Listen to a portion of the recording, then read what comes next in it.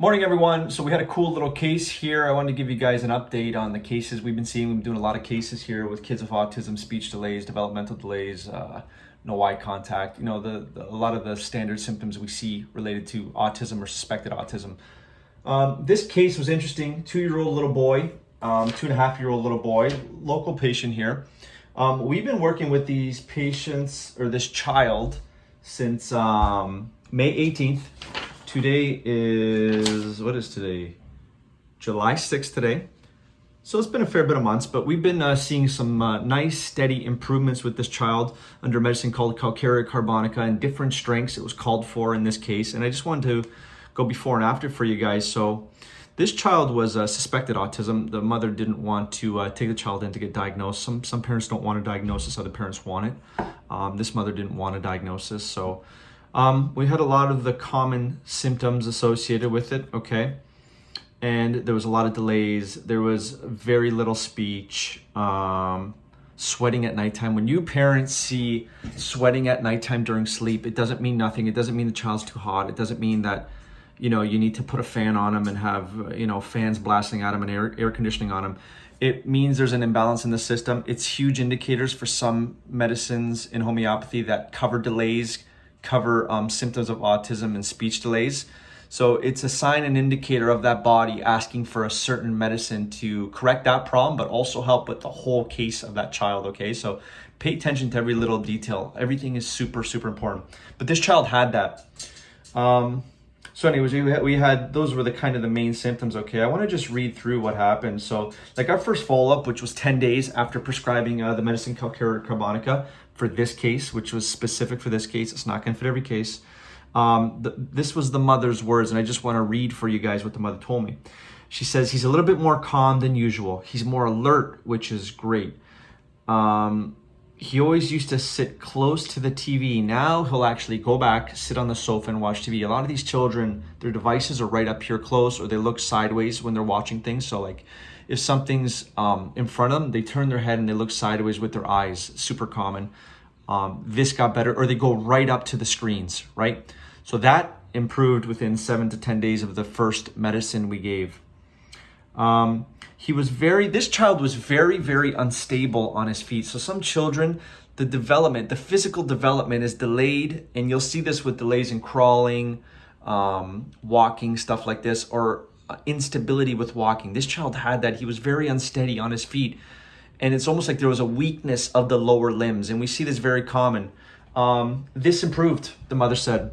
Now he can run, which is good. Before he was walking and it was unstable, were her words. So amazing, right? He has more strength in his lower limbs now. His movement has improved. That's what she told me. She also told me, this is 7 to 10 days after the proper medicine. He is babbling more, trying to say words. He's pointing more, which he never did before. More babbling, like he's trying to say words, pointing. And look at this, the sweating at nighttime completely disappeared. So the sweating is like an engine light on your car. It's not something that you're supposed to put tape over and cover. That sweating is an indicator of an overall medicine that will benefit that child and help with their delays, their speech, and any other issues they're having. It's one of the pieces of the puzzle of that case, not meant to be kind of suppressed by putting fans on the child or turning the air conditioning way lower, you know what I mean? So the child doesn't sweat. If everybody in the house is not sweating, but that child is sweating, it's something with that child, and it's a sign or symptom to guide you to the appropriate medicine, okay? So that was that. That was back in April after like 10 days on this medicine. Now we just had a follow-up today, and I just want to update you guys as of today. This has been slow progression. Every couple of weeks, a little bit new changes, a little bit new changes, a little bit new changes as he's been on the right medicine, okay? So July 5th or 6th, which is today. What was interesting, we've been going up in strength on this medicine, and the latest thing to change, which he's had since 1 year old, so he's had this for a long time, and this is a big problem with kids that have autism or showing symptoms of autism, is they cover their ears. They plug their ears when there's loud noises, pressure cookers, blenders, airplanes outside, babies crying, their siblings crying is a huge, huge thing. They get mad, they could get angry, they get mad, or they cover their ears and they run away.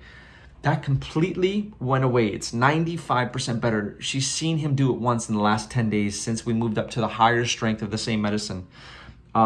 So that is actually huge, and she was happy and I was happy to see that. It shows that the medicine is still working, the case is still slowly unfolding, and this is something he's had for almost 2 years now, every single day, almost completely gone in 10 days as we went on this new strength. So it's just pretty cool. She says they noticed a difference, how he used to be sensitive to sound. Now he's not covering his ears anymore. When the baby is screaming, he's not covering his ears. Before, when the blender was on, he would cover them. As soon as he goes outside, he would cover his ears because of the noise of traffic and stuff. The next day after this dose, it went away. So we went up to the next strength of the same medicine and it went away. And that's pretty much it. We had hand flapping improve dramatically over the last 4 months. It's almost non-existent. This is her word. She says his hand flapping is non-existent now. He's eating with utensils now. This child always ate with his hands. Through the action of the medicine and him developing, now he's using utensils and he's feeding himself, which is a huge thing that a lot of parents deal with. Before would not repeat what he hears. Now he's repeating more since we started working together. His social skills have improved.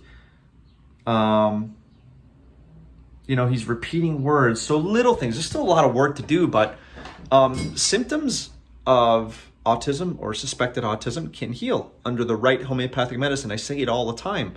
Every case is unique. There is no set, parents want to know, there is no set amount of time. We can't say in 3 months every kid or every child is going to develop to this point. No. The more severe the autism, self-injurious behavior, the violence and aggression we see in a lot of these kids because they're in discomfort, that case will take longer. They can still heal and the symptoms could still improve. So it depends what level of autism we're dealing with, but every case, the symptoms can improve and the symptoms will improve long-term and permanently, even once the medicine is done. It's the child's body doing the work. It's not the medicine. The medicine is simply a stimulus to trigger that healing response. So anyways, cool little case today. That's the latest update. I'm trying to make time to get more of these out to you guys so you guys could hear these stories and these cases. I have a bunch of them recorded on the phone. I haven't sent them out yet. So anyways, there will be more coming so you guys can see what's possible with these kids, okay? Any questions, give us a call, 289-337-4223, or see a registered classical homeopath in your area at the very least, okay, who specializes in autism. Proper homeopathy will do wonders for these kids, okay? Have a great day, guys.